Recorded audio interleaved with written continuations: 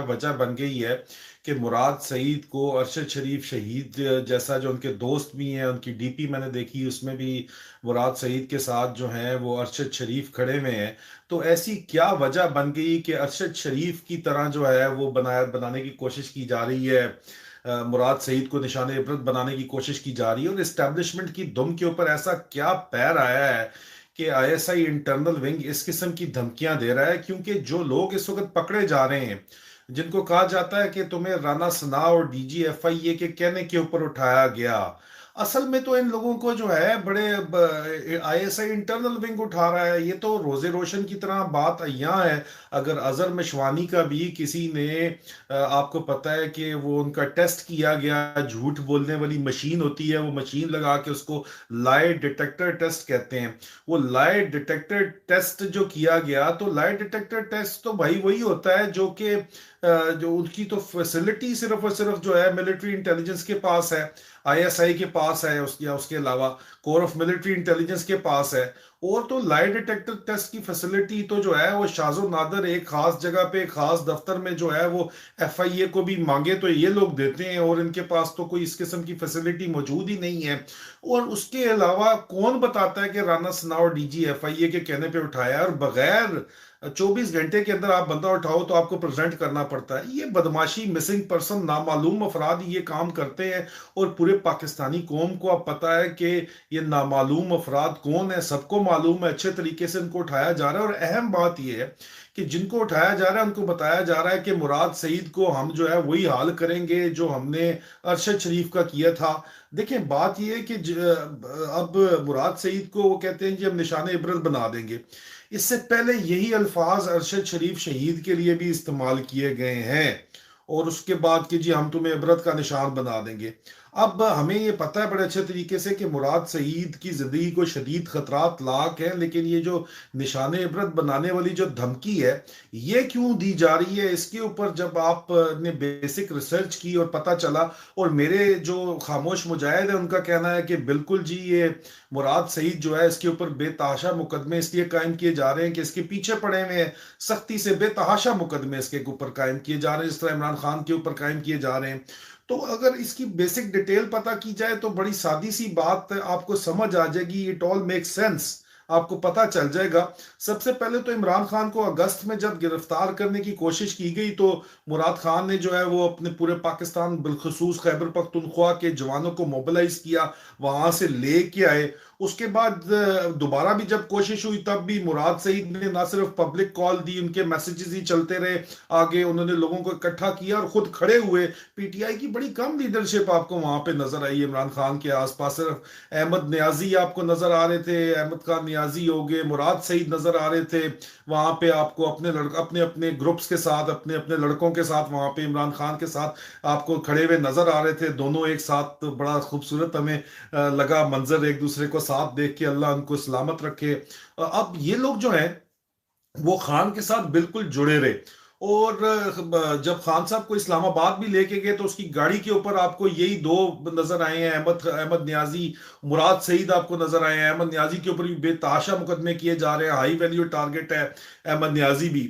लेकिन बिलखसूस जो है वो आप देखो कि बिलखसूस मुराद सईद को फोकस किया जा रहा है, और उसके बारे में कहा जा रहा है कि इसको हम दहशत गर्द बनाएंगे। अहमद न्याजी से शायद इसलिए वो डरे हुए हैं कि उनकी नेशनैलिटी बाहर की है, फिर उसके अंदर ब्रिटिश गवर्नमेंट इन्वॉल्व हो जाएगी, उनको शायद वहां पे टिड में पीड़ है इस वजह से। लेकिन मुराद सईद जो है वो सिर्फ पाकिस्तानी, और पाकिस्तानियों को ये शूदर लॉट समझते हैं, कुछ समझते ही नहीं है।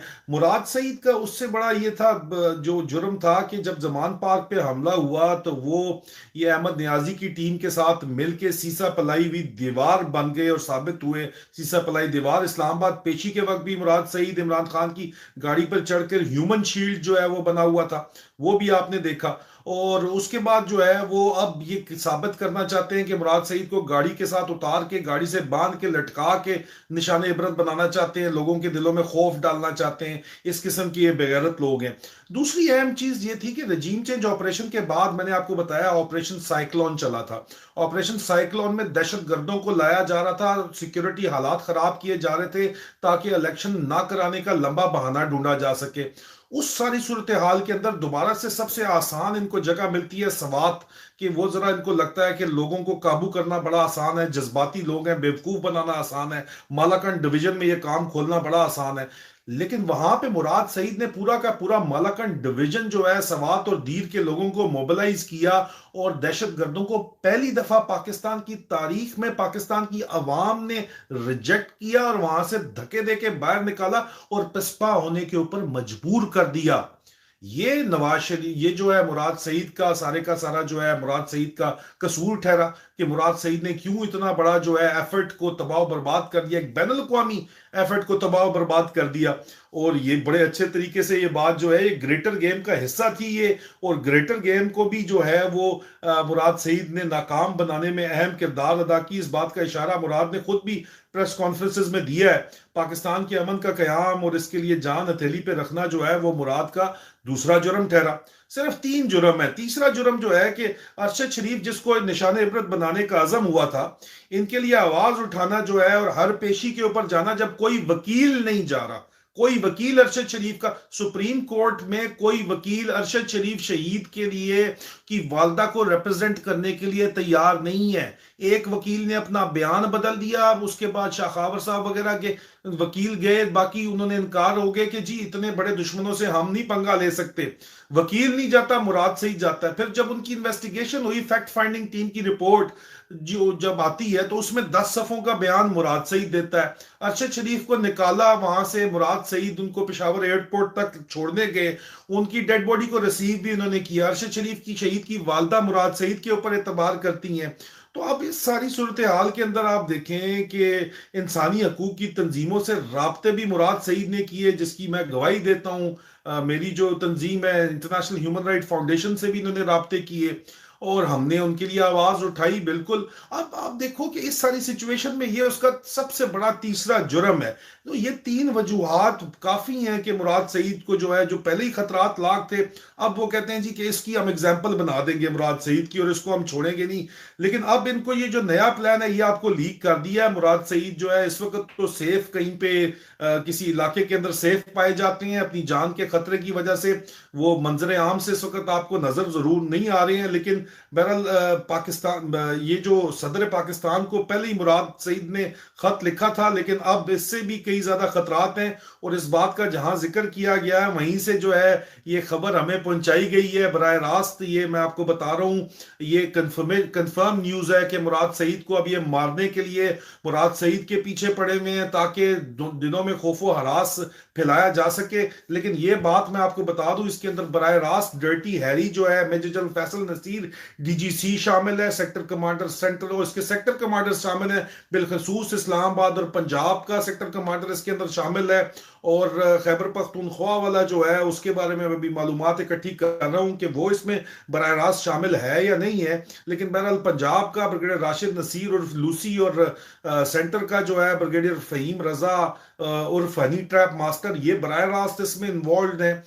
मुराद सईद फिलहाल तो मेरी इतलात के मुताबिक सेफ मुकाम के ऊपर हैं और उनको मजीद अपनी सिक्योरिटी जो है वो सख्त करनी पड़ेगी। इमरान खान साहब को अपनी सिक्योरिटी सख्त करनी पड़ेगी, क्योंकि ये लोग जो हैं वो बेगैरती के ऊपर उतरे हुए हैं अजीजान मन इस वक्त, और ये इलेक्शन ना करवाने का हर किस्म का बहाना ढूंढ रहे हैं। Security law and order situation create करना चाहते हैं, और इस वक्त ये वो बावले कुत्ते बने हुए हैं जो किसी को भी काट सकते हैं।